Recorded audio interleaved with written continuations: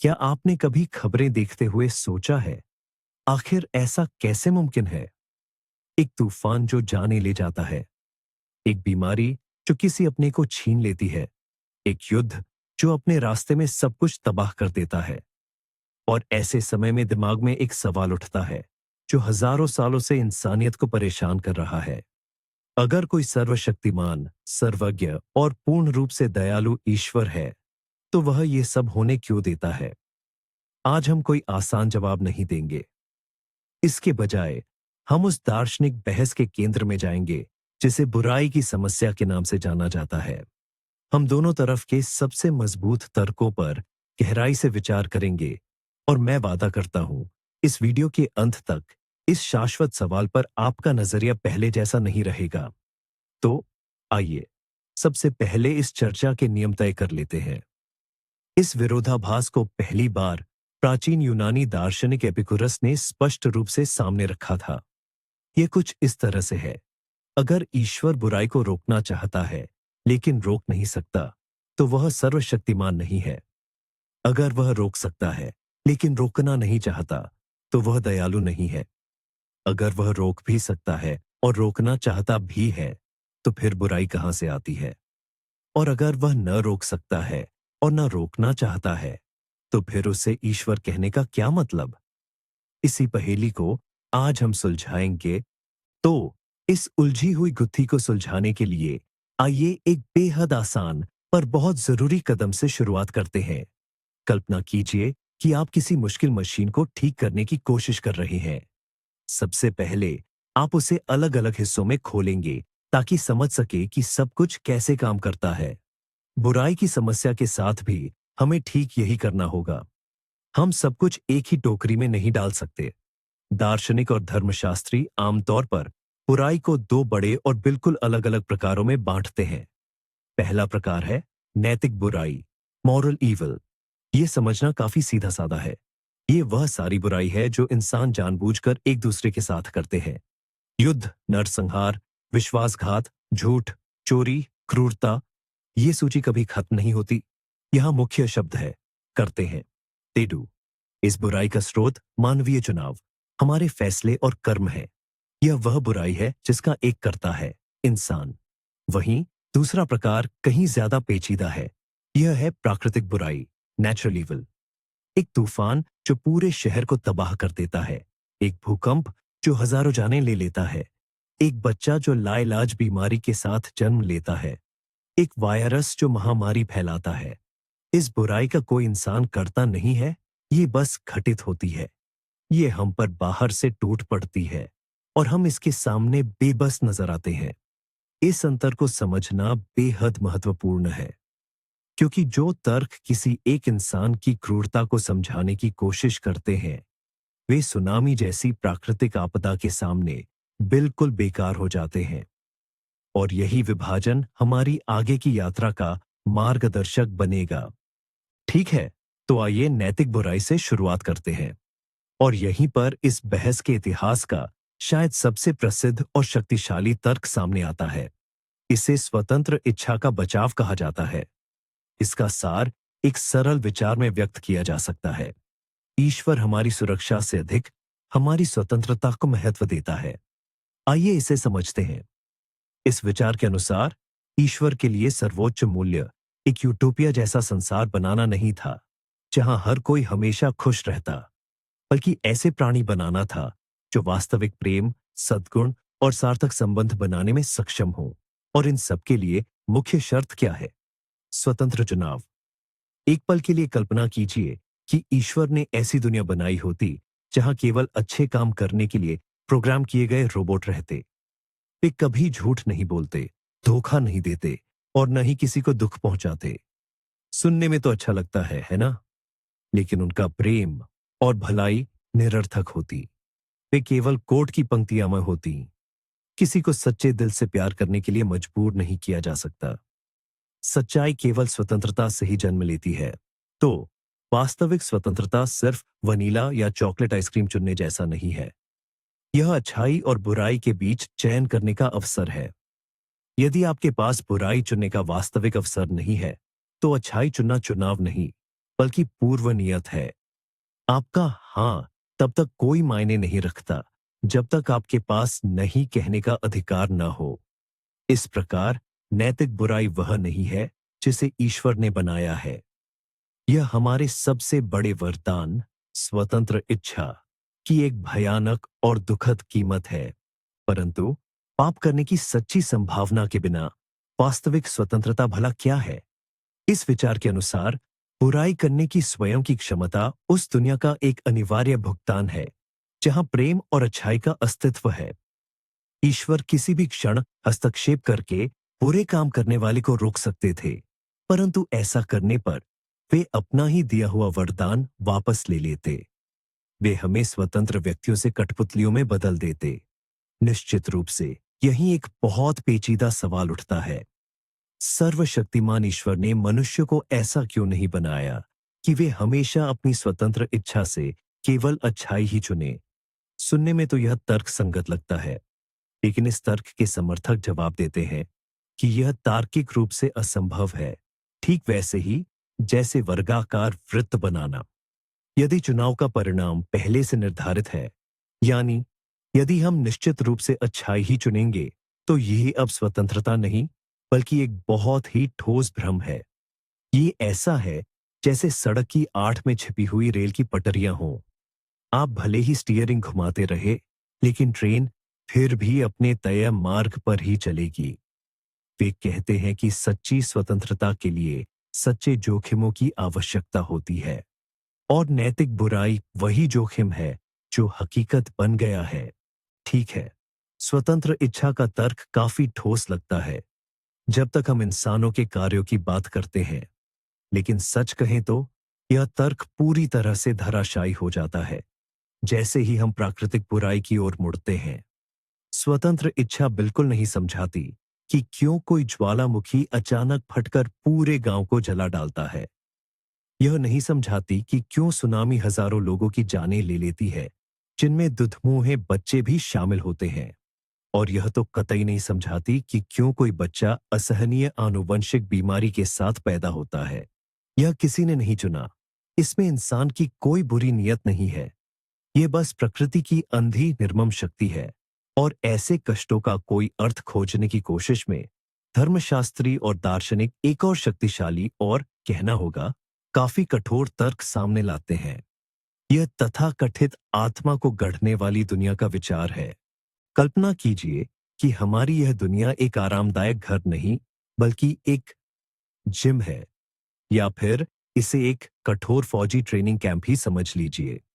इस अवधारणा के अनुसार पृथ्वी पर हमारे अस्तित्व का मुख्य उद्देश्य सुख और सुविधा नहीं बल्कि आध्यात्मिक विकास और व्यक्तित्व का निर्माण है। यह दुनिया कोई स्वर्गिक सैरगाह नहीं बल्कि आत्मा के लिए एक तरह का जिम है। इस विचार के समर्थक जैसे कि दार्शनिक जॉन हिक मानते हैं कि कठिनाइयां, चुनौतियां और यहां तक कि दुख भी हमारे विकास के लिए आवश्यक शर्तें हैं, ताकि हम मजबूत बन सके, करुणा, साहस, धैर्य और सहानुभूति सीख सके। एक ऐसी दुनिया में जहां दर्द न हो, वहां करुणा भी नहीं होगी। खतरों के बिना दुनिया में साहस का कोई अस्तित्व नहीं होगा। अन्याय रहित दुनिया में सत्य के लिए संघर्ष भी नहीं होगा। यानी बीमारियों से लेकर प्राकृतिक आपदाओं तक ये सभी भयानक चीजें असल में वे जिम हैं जो हमारे चरित्र को गढ़ते हैं। ये हमें अपने कंफर्ट जोन से बाहर निकालते हैं और हमें बेहतर बनने के लिए प्रेरित करते हैं। ये ऐसी परिस्थितियां पैदा करते हैं जहां हम अपने सर्वोत्तम गुणों का प्रदर्शन कर सकें। इस सिद्धांत के अनुसार प्राकृतिक चुनौतियों के बिना हम सिर्फ शिशुवत प्राणी बने रहेंगे जो न तो सहानुभूति और न ही वीरता के योग्य होंगे। ऐसी दुनिया की कल्पना कीजिए जहां कोई समस्या न हो, जहां कोई कभी बीमार न पड़े, भूखा न रहे और न ही किसी खतरे का सामना करे। न कोई भूकंप, न कोई वायरस, न कोई दर्द। ऐसी पूरी तरह सुरक्षित और चुनौतियों से रहित दुनिया में साहस, दया या आत्म बलिदान जैसे गुणों के पनपने की कोई जगह ही नहीं होती। जब आपको कोई खतरा न हो तो साहसी होने की क्या जरूरत है? अगर कोई पीड़ित ही न हो तो करुणा दिखाने की क्या आवश्यकता है? इस विचार के समर्थकों का कहना है कि ऐसी दुनिया में हम कभी वो नहीं बन पाते जो हमें बनना चाहिए। ये परिपक्व व्यक्तियों के बजाय शाश्वत बच्चों की दुनिया होती। इस प्रकार प्राकृतिक बुराई कोई निरर्थक क्रूरता नहीं है। ये एक आवश्यक पृष्ठभूमि है जिस पर हमारे आध्यात्मिक विकास का नाटक मंचित होता है। ये आत्माओं के निर्माण के लिए एक कठोर फिर भी प्रभावी उपकरण है। ये हमें आपदा के बाद एक दूसरे की मदद करने, बीमारों की देखभाल करने, दवाएं खोजने और मुश्किलों का सामना करते हुए मजबूत बनने पर मजबूर करता है। लेकिन इस मुद्दे पर भी आलोचक चुप नहीं बैठते और उनके तर्क बेहद अकाट्य लगते हैं। वे एक सीधा पर बहुत ही असहज सवाल उठाते हैं। क्या यह सब जायज है? क्या किसी एक व्यक्ति में करुणा जगाने के लिए यह जरूरी है कि कोई दूसरा असहनीय पीड़ा से गुजरे? आइए सबसे भयावह उदाहरण लेते हैं। 1 साल का बच्चा जो कैंसर से मर रहा है, वह क्या सीख सकता है? वह कौन से सद्गुण विकसित कर सकता है? उसकी पीड़ाएं बिल्कुल अर्थहीन और उद्देश्यहीन लगती हैं। या फिर होलोकॉस्ट को ही ले। क्या गंभीरता से यह दावा किया जा सकता है कि लाखों प्रताड़ित लोग सिर्फ जीवित बचे लोगों में साहस जगाने के लिए एक प्रशिक्षण मात्र थे? हमारे संसार में पीड़ाओं का पैमाना कई लोगों को इस शिक्षाप्रद लक्ष्य के साथ भयावह रूप से असंगत लगता है। आलोचक कहते हैं कि अगर यह स्कूल है भी, तो इसके तरीके इतने क्रूर हैं कि वे किसी यातना कक्ष से कम नहीं लगते। उनका तर्क है कि एक दयालु ईश्वर हमारे आध्यात्मिक उत्थान के लिए कहीं अधिक मानवीय तरीके खोज सकते थे। चूंकि पिछले तर्क कई अनुत्तरित प्रश्न छोड़ जाते हैं, तो आइए एक और लोकप्रिय विचार पर गौर करते हैं। इसे परम कल्याण या व्यापक परिप्रेक्ष्य की अवधारणा के रूप में जाना जाता है। इसका मूल विचार यह है कि कुछ ऐसे कष्ट जो हमें निरर्थक और भयावह प्रतीत होते हैं, वास्तव में किसी बड़े परम कल्याण को प्राप्त करने के लिए अनिवार्य होते हैं। इस परम कल्याण को हम अपनी वर्तमान सीमित समझ के कारण नहीं देख पाते हैं। ये ठीक वैसा ही है जैसे एक छोटा बच्चा रोता और चिल्लाता है जब डॉक्टर उसे दर्द भरा टीका लगाता है। बच्चा उस क्षण केवल दर्द और डर ही महसूस करता है। वह यह नहीं समझ पाता कि यह इंजेक्शन भविष्य में उसे एक गंभीर बीमारी से बचाएगा। उसका दृष्टिकोण बहुत सीमित होता है। इसी तरह इस सिद्धांत के अनुसार हम भी विशाल ब्रह्मांडीय मोज़ेक का केवल एक छोटा सा टुकड़ा ही देख पाते हैं। हम दर्द तो देखते हैं, लेकिन उसके पीछे छिपे अंतिम उद्देश्य को नहीं देख पाते। परमात्मा एक बुद्धिमान चिकित्सक की तरह पूरी तस्वीर देखते हैं। वे तात्कालिक बुराई को इसलिए होने देते हैं क्योंकि यह एक विशाल और मंगलकारी योजना का हिस्सा है जो अंततः हमें सर्वोत्तम संभव परिणाम तक पहुंचाएगी। इस दृष्टिकोण की सबसे बड़ी दिक्कत यह है कि इसे परखा नहीं जा सकता। ये ऐसा कहने जैसा है कि बस थोड़ा इंतजार करो, शायद कभी ना कभी तुम्हें सब समझ आ जाएगा। उस इंसान के लिए जो अभी इसी पल दुख झेल रहा है, ये दिलासा बहुत कमजोर है। यह तर्क हमसे सिर्फ सोचने को नहीं कहता, बल्कि इस बात पर आंख मूंद कर विश्वास करने को कहता है कि कोई अदृश्य महान योजना सचमुच है और वो वाकई भली है। आलोचक इसकी तुलना एक तानाशाह के क्रूर कृत्यों को यह कहकर सही ठहराने से करते हैं कि उसकी निर्दयता वास्तव में किसी उच्च उद्देश्य की पूर्ति करती है जिसे हम देख नहीं पाते। ये बहुत सुविधाजनक स्थिति है क्योंकि इसे चुनौती देना या झूठा साबित करना असंभव है। कोई भी, यहां तक कि सबसे भयावह बुराई भी अबूझ योजना के खाते में डाली जा सकती है। लेकिन बहुतों के लिए ऐसा जवाब जिम्मेदारी से पल्ला झाड़ना लगता है, जैसे ईश्वर की अक्षमता या उदासीनता को महान भलाई के खूबसूरत शब्दों से छिपाने की कोशिश हो। यह एक कड़वा सवाल छोड़ जाता है, क्या वाकई बेहतरीन दुनिया को ऐसे भयानक तत्वों की जरूरत है? कहीं ऐसा तो नहीं कि हम इस समस्या को ही गलत नजरिए से देख रहे हैं? क्या हो अगर बुराई खुद वैसी न हो जैसी वो हमें दिखाई देती है? यहां हम ईसाई धर्म के महानतम विचारकों में से एक संत ऑगस्टीन के विचारों की ओर रुख करते हैं। उन्होंने एक बहुत ही सूक्ष्म फिर भी जटिल अवधारणा पेश की, जिसे बुराई का अभाववादी सिद्धांत के नाम से जाना जाता है। ऑगस्टीन का तर्क था कि ईश्वर, जो परम शुभ और कल्याणकारी है, बुराई की रचना कर ही नहीं सकते। बुराई कोई ऐसी स्वतंत्र शक्ति या सत्ता नहीं है जो अच्छाई के विपरीत खड़ी हो, जैसे स्टार वॉर्स में अंधेरा रोशनी के खिलाफ होता है। नहीं, ऑगस्टीन के अनुसार बुराई वास्तव में अच्छाई का अभाव या उसका विकृत रूप है। इसे उदाहरणों से समझना आसान होगा। अंधेरा अपने आप में कोई चीज नहीं है, ये केवल रोशनी का अभाव है। ठंडक गर्मी का अभाव है, खामोशी ध्वनि का अभाव है। ठीक इसी तरह ऑगस्टीन के मत में बुराई अस्तित्व के ताने बाने में एक रिक्ति है। ये वह जगह है जहां अच्छाई होनी चाहिए थी, लेकिन किसी कारणवश वे वहां नहीं है। बीमारी स्वास्थ्य का अभाव है, नफरत बिगड़ा हुआ, विकृत प्रेम है। ईश्वर ने केवल अच्छाई की रचना की और बुराई उसकी विकृति के रूप में, एक सामान्य स्थिति से भटकाव के रूप में उत्पन्न होती है। यह एक बेहद खूबसूरत दार्शनिक अवधारणा है। यह ईश्वर पर से बुराई के सृजन का दायित्व हटा देती है। कल्पना कीजिए कि ईश्वर एक ऐसे सिद्ध मूर्तिकार की तरह है जिसने एक अद्भुत प्रतिमा बनाई, लेकिन समय के साथ उस प्रतिमा में दरारें आ गईं और वह टूटने लगी। इन दरारों का कारण स्वयं मूर्तिकार नहीं था, बल्कि सामग्री का धीरे धीरे खराब होना था। सुनने में यह विचार जितना आकर्षक लगता है, उतना ही यह अन्य कई सिद्धांतों की तरह मानवीय अनुभवों की कठोर वास्तविकता के सामने आकर खड़ा हो जाता है।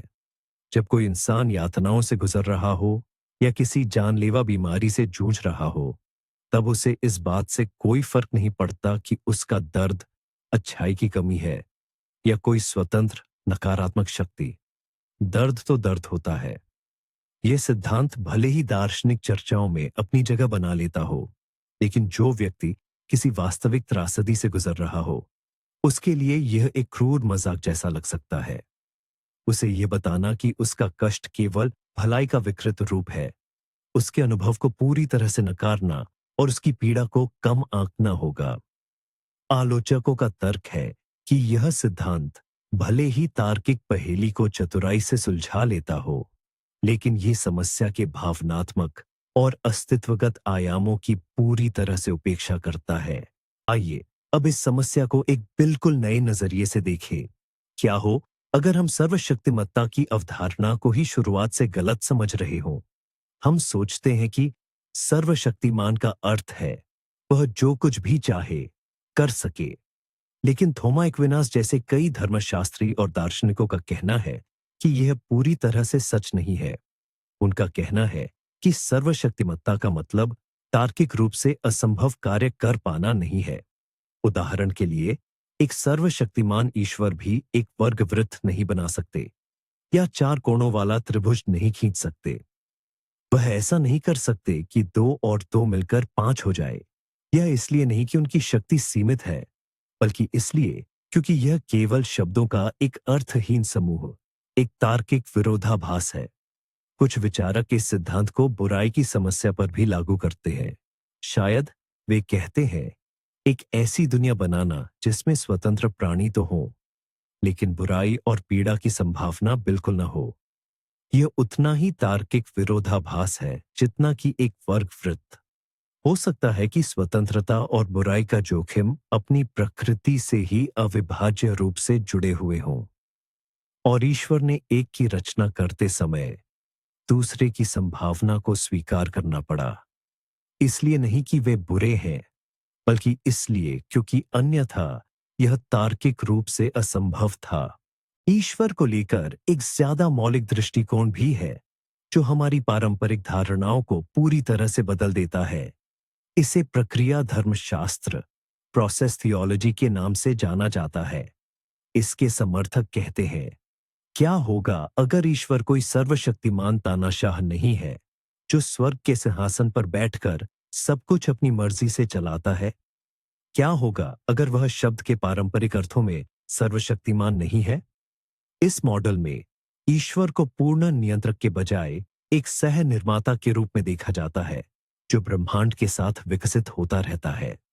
वह चुटकी बजाकर शून्य से दुनिया का निर्माण नहीं करता, बल्कि एक प्यारे माता पिता या बुद्धिमान शिक्षक की तरह उस पर प्रभाव डालता है समझाता है और मार्गदर्शन करता है। वह भलाई, सद्भाव और सुंदरता की दिशा तय करता है, लेकिन दुनिया के अराजक और स्वतंत्र तत्वों को, जिसमें हम और आप भी शामिल हैं, पूरी तरह से नियंत्रित नहीं कर सकता। इस विश्व दृष्टिकोण में ईश्वर केवल पीड़ा को अनुमति नहीं देता, बल्कि वह हमारे साथ पीड़ा सहता है। वह हर दर्द, हर नुकसान को महसूस करता है। वह जादुई ढंग से सब कुछ ठीक नहीं कर सकता, लेकिन वह दुनिया के भीतर लगातार काम करता है, ताकि त्रासदी से कुछ अच्छा निकल सके और सब कुछ बेहतर परिणाम की ओर बढ़े। यह एक बहुत ही असाधारण दृष्टिकोण है, जो ईश्वर पर निष्क्रियता के आरोपों को हटाता है, लेकिन उसकी सर्वशक्तिमत्ता की कीमत पर।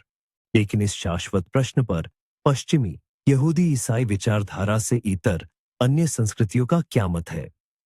आइए कुछ पल के लिए पूरब की ओर रुख करें, जहां दुख और पीड़ा की समस्या को देखने के बिल्कुल अलग अलग तरीके मौजूद हैं। उदाहरण के तौर पर हिंदू धर्म, बौद्ध धर्म और जैन धर्म में कर्म की अवधारणा एक केंद्रीय भूमिका निभाती है। इस विश्व दृष्टि में न तो दुख आकस्मिक होता है और न ही अन्यायपूर्ण। कर्म एक सार्वभौमिक और निर्व्यक्तिक कारण और परिणाम का नियम है। इस जीवन में आप जो कुछ भी अनुभव करते हैं, अच्छा या बुरा, ये आपके उन कर्मों का सीधा परिणाम है, जो आपने इस जन्म में या पिछले जन्मों में किए हैं। यदि आप दुख भोग रहे हैं, तो इसका अर्थ है कि आपने कभी दूसरों को दुख पहुंचाया था। और यदि आप सुख का आनंद ले रहे हैं, तो इसका मतलब है कि आपने उसे अपने शुभ कर्मों से अर्जित किया है। यह दृष्टिकोण ईश्वर पर सवाल उठाने की गुंजाइश को पूरी तरह खत्म कर देता है। यहाँ कोई मनमौजी या निष्क्रिय देवता नहीं है, जिस पर किसी चीज का आरोप लगाया जाए। केवल एक अटल सार्वभौमिक न्याय का नियम है। यह एक बहुत ही तार्किक और सुव्यवस्थित प्रणाली है, लेकिन इसकी भी अपनी कुछ जटिलताएं हैं। यह भाग्यवादिता को बढ़ावा दे सकती है और सामाजिक असमानता को सही ठहरा सकती है, क्योंकि यदि कोई व्यक्ति गरीब या बीमार है, तो इसका अर्थ यह निकाला जा सकता है कि वह अपनी पिछली कर्मों के कारण स्वयं ही इसके लिए जिम्मेदार है। अंत में एक आखिरी तर्क है, जिसे आप अपनी राय के आधार पर या तो बुद्धिमत्ता की पराकाष्ठा मान सकते हैं, या फिर जवाब से बचने की एक चतुर चाल। यह ईश्वरीय विधान की अबूझता का विचार है। इसका सार सरल है। हम अपनी छोटी और सीमित मानवीय बुद्धि से एक अनंत पारलौकिक सत्ता की प्रेरणाओं, योजनाओं और प्रकृति को भला कैसे समझ सकते हैं? अपनी मानवीय तर्क शक्ति और नैतिकताओं के पैमाने पर ईश्वर को आंकने की कोशिश करना ऐसा ही है जैसे रेमब्रांट की किसी पेंटिंग पर रेंगती हुई चींटी केवल एक रंग का स्ट्रोक देखकर पूरे कलाकार के इरादे को समझने की कोशिश करे। हम पीड़ा को देखते हैं और उसे निरर्थक बुराई मान लेते हैं, लेकिन शायद अनंत काल के विशाल परिप्रेक्ष्य में इस पीड़ा का ऐसा कोई गहरा अर्थ हो जिसकी हम कल्पना भी नहीं कर सकते। यह तर्क विनम्रता सिखाता है। यह कहता है, भरोसा रखो, भले ही तुम समझ न पाओ। कई आस्थावान लोगों के लिए यह सबसे सच्चा और एकमात्र संभव उत्तर है, लेकिन संशयवादियों को यह बौद्धिक आत्मसमर्पण जैसा लगता है। तर्क संगत स्पष्टीकरण खोजने से इनकार और हर त्रासदी के लिए एक सुविधाजनक बहाना। हमने आपके साथ विचारों की एक पूरी भूल भुलैया पार की है। स्वतंत्र इच्छा शक्ति आत्मा के लिए दुख एक पाठशाला है। परम भलाई, बुराई भलाई का अभाव है। कर्म ईश्वर की अगम्यता। तो निष्कर्ष क्या है? निष्कर्ष यह है कि इनमें से कोई भी तर्क अकेले में एक पूर्ण और संतोषजनक उत्तर नहीं देता है। हर सिद्धांत पहेली के एक हिस्से को तो सुलझाता है, लेकिन दूसरे में गहरी खाई छोड़ जाता है। स्वतंत्र इच्छा शक्ति का बचाव कैंसर जैसी चीजों की व्याख्या नहीं करता। आत्मा के लिए प्रशिक्षण का विचार क्रूर लगता है, खासकर जब भूख से मरते बच्चों की बात आती है। और यही शायद सबसे महत्वपूर्ण मोड़ आता है। क्या होगा अगर बुराई की समस्या कोई ऐसा समीकरण नहीं है जिसे हल करना है? क्या होगा अगर यह कोई बौद्धिक पहेली नहीं, बल्कि एक अस्तित्वगत चुनौती है? हो सकता है ये सवाल हमें इसलिए नहीं दिया गया है कि हम आराम से बैठकर ईश्वर के बारे में तर्क वितर्क करें, बल्कि इसलिए दिया गया है कि पीड़ा देखकर हम उठे और कुछ करें। शायद ईश्वर इसकी अनुमति क्यों देते हैं? इस सवाल का जवाब यही है कि वे हमारी प्रतीक्षा कर रहे हैं कि हम ही इस बुराई से लड़े, करुणा, सहायता, दया और प्रेम के साथ। संभव है कि बुराई के प्रति हमारी प्रतिक्रिया ही ईश्वर के जवाब का हिस्सा हो। अंततः बुराई की समस्या एक खुला प्रश्न बनी हुई है। यह विश्वास और संदेह, आशा और निराशा के बीच एक शाश्वत संवाद है। और यह तथ्य कि हमारे पास कोई सीधा जवाब नहीं है, शायद यही सबसे महत्वपूर्ण है। यह हमें सोचने, महसूस करने और सबसे बढ़कर कार्य करने के लिए प्रेरित करता है। हमारे साथ इस जटिल यात्रा पर चलने के लिए धन्यवाद। अगर इस वीडियो ने आपको सोचने पर मजबूर किया है, तो कृपया लाइक करें और चैनल को सब्सक्राइब करें, ताकि आप हमारे अगले जटिल विषयों के अन्वेषणों को न चूकें। और अब आपके लिए एक सवाल, इनमें से कौन सा तर्क आपको सबसे अधिक विश्वसनीय लगता है? या शायद आप मानते हैं कि एकमात्र ईमानदार जवाब मुझे नहीं पता है? अपनी राय कमेंट्स में लिखें। आइए चर्चा करें।